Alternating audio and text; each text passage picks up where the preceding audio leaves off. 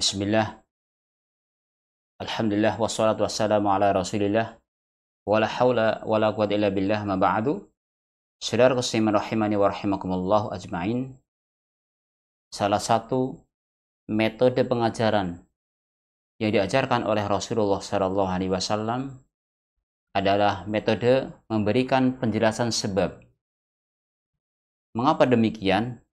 Karena dengan mendapatkan penjelasan sebab, maka akan menjadikan jelas orang yang menerimanya, orang yang mendapatkan penjelasan, sehingga akan melaksanakan dengan penuh hati, dengan jelas, di atas ilmu.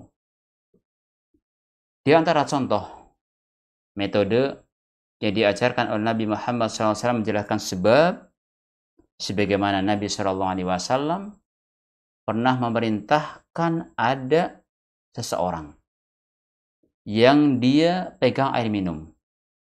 Kemudian tiba-tiba ada alat yang masuk ke dalam air minumnya. Maka Rasulullah SAW memerintahkan kepadanya, celupkan sekalian, kemudian angkat. Terus alasannya kenapa? Nah, di sini Rasulullah SAW menjelaskan alasannya. Karena yang satu ada penyakitnya dan yang satu ada penawarnya. Maka coba kita simak hadis dari Nabi SAW dari sahabat Abi Hurairah radhiyallahu an dalam riwayat Bukhari. Idza waqa'a ad-dubabu fi ina'i ahadikum falyahmishu. Apabila ada lanat yang menimpa di salah satu bejana kalian, menimpa di gelas kalian, kata Rasul, falyahmishu, maka hendaknya dia tilipkan sekalian ke dalam.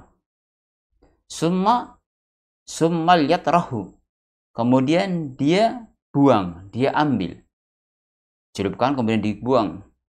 Nah, di sini Rasulullah SAW menjelaskan sebabnya kenapa demikian. Dicelupkan kemudian dibuang. Fa inna fi ihda janahihi da'an.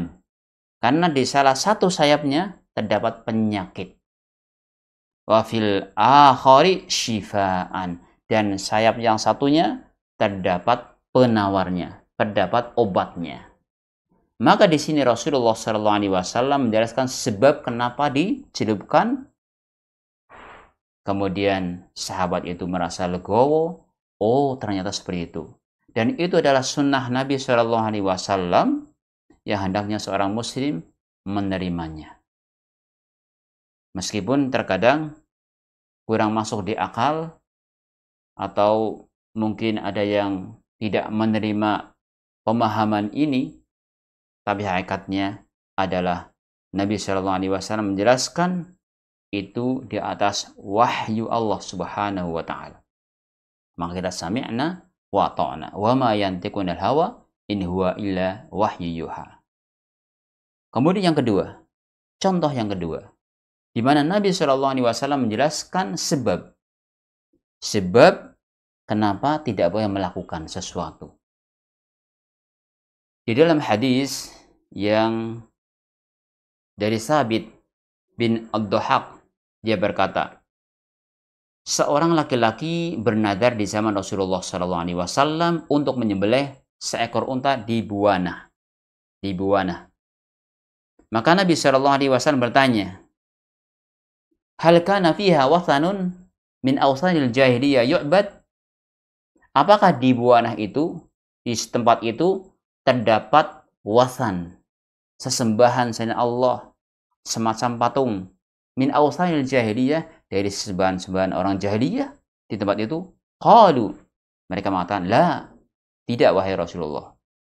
Qala hal kana fiha 'aidun min a'yadihim? Apakah di tempat tersebut ada hari raya yang merupakan hari raya mereka? Ya, ritual-ritual yang biasa diadakan di situ. Ada enggak di Buwana tadi? Katanya, la, tidak ada. Qala Rasulullah sallallahu alaihi wasallam, maka Rasulullah sallallahu alaihi wasallam bersabda, aufi binadrika. Kalau begitu laksanakan nadarmu. Tidak ada ritual di situ biasa, tidak ada. Kemudian kegiatan-kegiatan jahiliyah tidak ada patung di situ. Maka aufi binadrika. Silakan sekarang laksanakan nadarmu. Kemudian Nabi SAW mengatakan alasan sebab kenapa tidak boleh sembarangan melaksanakan nadar di sebuah tempat. Fa innahu la fafa'a linadin fi ma'syatillah. Karena sesungguhnya tidak ada penunaian nadar untuk maksiat kepada Allah SWT. Jadi tidak wajib melaksanakan nadar ketika nadar itu untuk maksiat kepada Allah Subhanahu wa taala.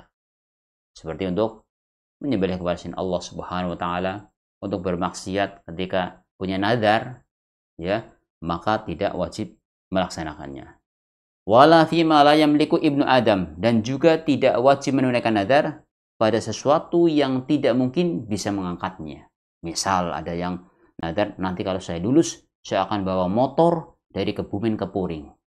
Ya kan sesuatunya nggak mungkin. Dia ngangkat motor dari Kebumen ke Puring, sesuatu yang nggak mungkin. Maka sesuatu yang tidak memungkinkan dilakukan oleh anak ibnu Adam atau oleh manusia, oleh seorang, maka tidak perlu dilaksanakan.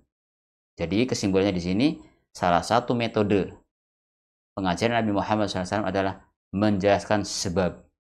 Tadi kenapa dicelupkan? Karena yang satu yang dalam lalat, yang satu ada penyakitnya, yang satu ada obatnya atau ada penawarnya. Kemudian kenapa tidak boleh nadar di tempat yang di situ biasa untuk apa? Sesembahan Allah atau ritual-ritual yang lainnya. Kenapa tidak boleh di situ? Karena di situ ketika ada ritual-ritual yang tidak disyariatkan maka tidak diperbolehkan. Selama tidak ada maka boleh. Itulah sebabnya kenapa Nabi SAW menanyakan tempat tersebut itu buana. Wallahu taala a'lam bishawab. Barakallahu fikum ajma'in.